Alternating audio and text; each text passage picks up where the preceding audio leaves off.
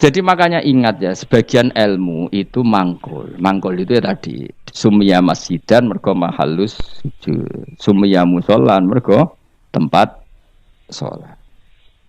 Jadi nama-nama ini normal saja, tidak perlu dikritik. Nah kecuali musola yang berdirinya sudah nuruti nafsu.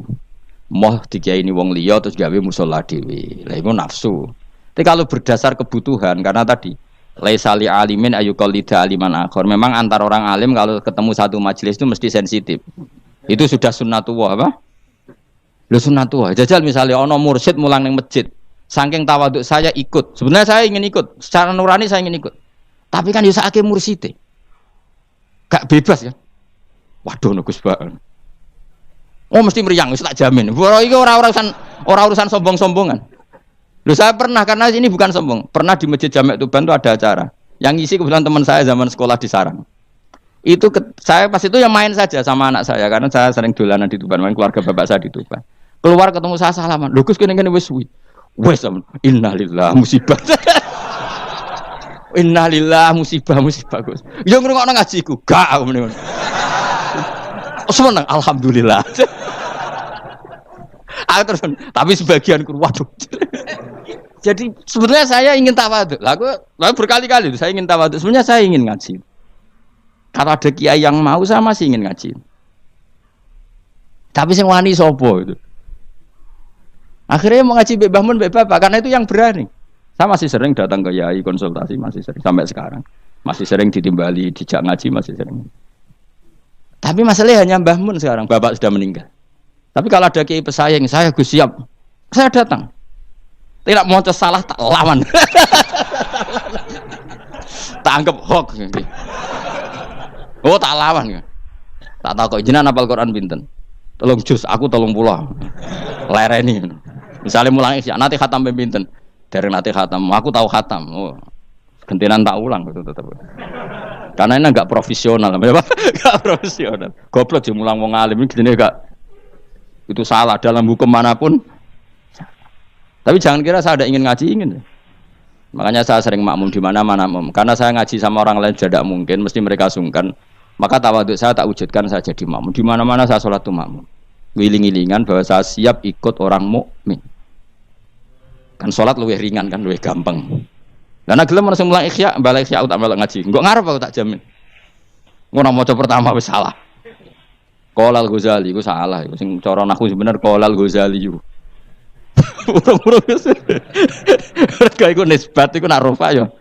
Qolal Bukhari iku sing bener mboten Qolal Bukhari. Wis emprit wis. Napa? Semprit daripada mari fitnah ya tidak usah ngaji. Tapi yang jelas itu bukan karena keangkuhan. Karena anda ingin ganggu orang. Napa enggak ingin? Banyak loh tonggo-tonggo Gus, nak ono kan sering ada pengajian di daerah saya. Itu saya jarang, mesti diundang saya itu kiai, tapi saya enggak pernah datang. Itu jangan kira saya sombong. Mubaleknya sebelum acara itu datang ke saya, Gus tenan wis kolyak. Sing sowanku mubaleke. Dadi sahibul bait ngundang tapi mubaleke iku sowan. Dan itu mesti pesene Gus tenan ojo teko. Nak sampean teko gambar aku yakin gambarku lho. Ya ora ngono. Nek tak pidatokno kuwi ilmu jenengan terus ana jenengan terus piye? Ben lho kesau ben iso mlebu ya ya. Kadang sahibul bait tak Gus ning omah ngono tak undang mboten teko gak. Wong kiai niku omahe mulang aneh-aneh. Sebetulnya bukan karena mulang di rumah, memang ada mubalek yang pesan tadi. Yang pesan itu. Dan makanya KB itu proporsional apa? Saya ulang lagi, ini kembali ke mangkul lagi. Mubalighun maknanya orang yang menyampaikan, karena balagha yubalighu tablighun. Terus penyampai itu disebut mubaligh. Semua itu ada, makanya imam dikatakan imam karena panutan di depan, maka disebut imam. Orang alim jenenge juga imam karena panutan dalam ilmu al-imam al-Ghazali. Itu bukan imam sholat tapi imam panutan ilmu. Tena imam Mustafa, imam Maghrib orang. Jadi itu semuanya itu ada. Ya makanya terus sekarang ketika ilmu digeneralisir dari bid itu kacau. Karena ilmu itu pasti tergeneralisir karena ini lafadz sing selalu melahirkan satu model karena memang lafadznya umum. umum dari alam mangkul. Jelas ya. Dan misalnya sunnatu Rasulillah maknanya perilaku atau ilmu atau rumus yang pernah dikatakan Rasulullah. Di antara rumusnya Nabi misalnya yasiru wala tuasiru. Bikin mudah jangan bikin susah. Sehingga kita sebagai ulama ya gak wajibno wiridan supaya gak wiridan ya monggo. Tapi yang menyariatkan wiridan timbang bar salat langsung HP-nan ya dok wiridan. Ya sudah gitu aja. Tapi yang kubu sebelah enggak wiridan enggak ada hadisnya. Masa tukang kritik itu ya tidak ada hadisnya. Nabi tidak la'an, tidak tukang kritik, tidak tukang laknat.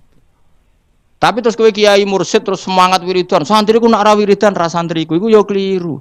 Kowe nabi tapi ya aturan. Wong pangeran ra majibno kowe kok. Majibno. Cara kitab Sulam Taufik kriminal besar ijabu malam yajib mewajibkan sesuatu yang tidak wajib. Itu kriminal besar dalam ilmu fikih. Mewajibkan sesuatu yang tidak wajib karena berarti musyarek bikin syariat baru.